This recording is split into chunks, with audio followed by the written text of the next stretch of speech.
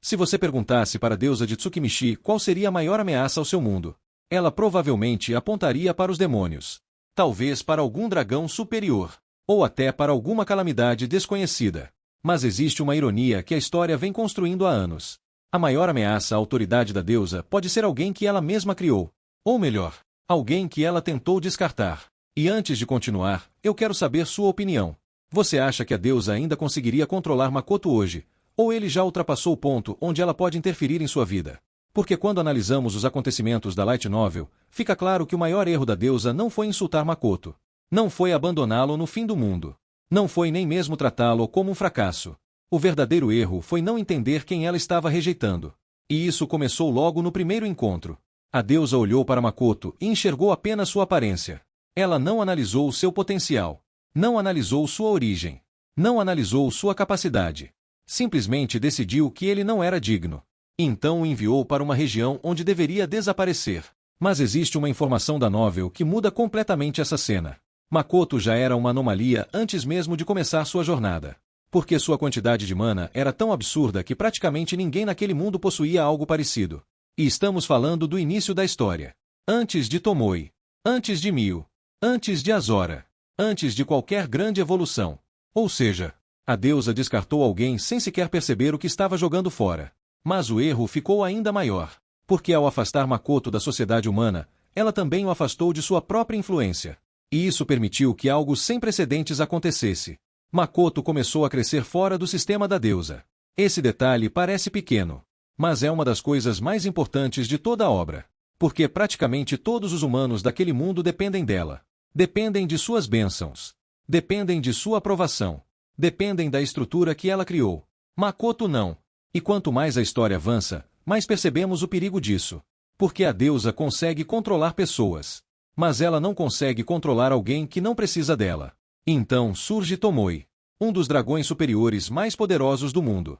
E aqui existe outro detalhe importante que muitos fãs do anime não percebem. Tomoe não se junta a Makoto por obrigação. Ela escolhe segui-lo. E isso é algo extremamente raro. Porque dragões superiores normalmente não reconhecem qualquer pessoa como igual. Mas Tomoe reconheceu. Depois veio Mio. Uma calamidade que aterrorizava o mundo há séculos. E novamente acontece algo estranho. Em vez de destruir tudo ao seu redor, ela passa a seguir Makoto. Percebe o padrão? Não estamos falando de aliados comuns. Estamos falando de seres que deveriam estar entre as maiores ameaças daquele mundo. E todos acabam gravitando ao redor da mesma pessoa. Mas isso ainda não é o mais perigoso. Porque o verdadeiro problema começou quando Makoto criou Azora. Muitos espectadores enxergam Azora apenas como uma cidade. Ou um reino. Mas a novel mostra algo muito maior. Azora é praticamente um mundo independente. Um espaço que continua crescendo, evoluindo, se desenvolvendo, fora da influência direta da deusa. Pense no que isso significa. A deusa governa através de um sistema que controla raças, nações e indivíduos. Mas Azora existe fora desse sistema. Pela primeira vez existe uma civilização inteira que não depende dela. E isso é algo que nenhuma guerra conseguiu fazer.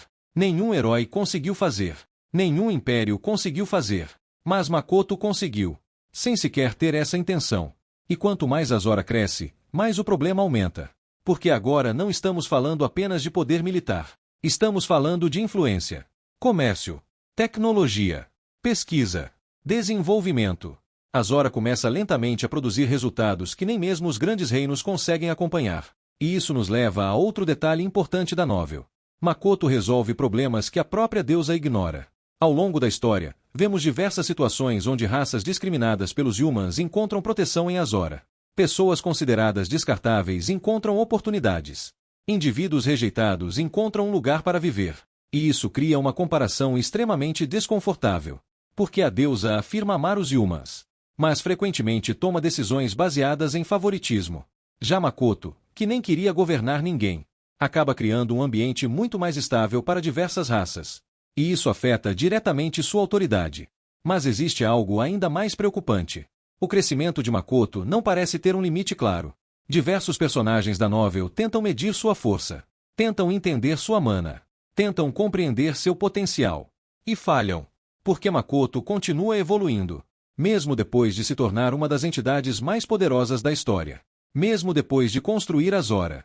mesmo depois de reunir aliados absurdamente fortes. Ele continua crescendo.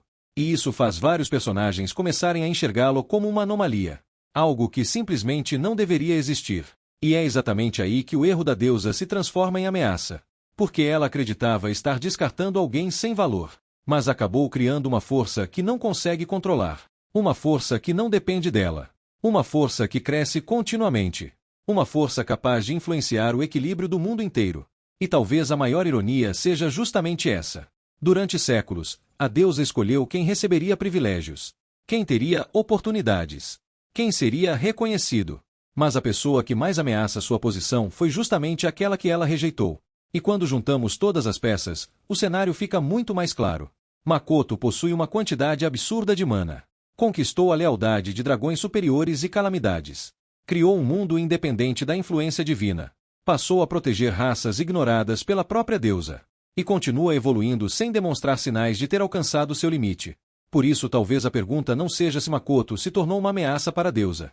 Talvez a verdadeira pergunta seja: em que momento ele deixou de ser apenas uma ameaça? E começou a se tornar alguém capaz de substituí-la? Porque se existe uma lição que Tsukimichi vem repetindo desde o início, é que a deusa cometeu um erro gigantesco. E esse erro continua crescendo a cada novo arco da história. E você? Qual foi o maior erro da deusa?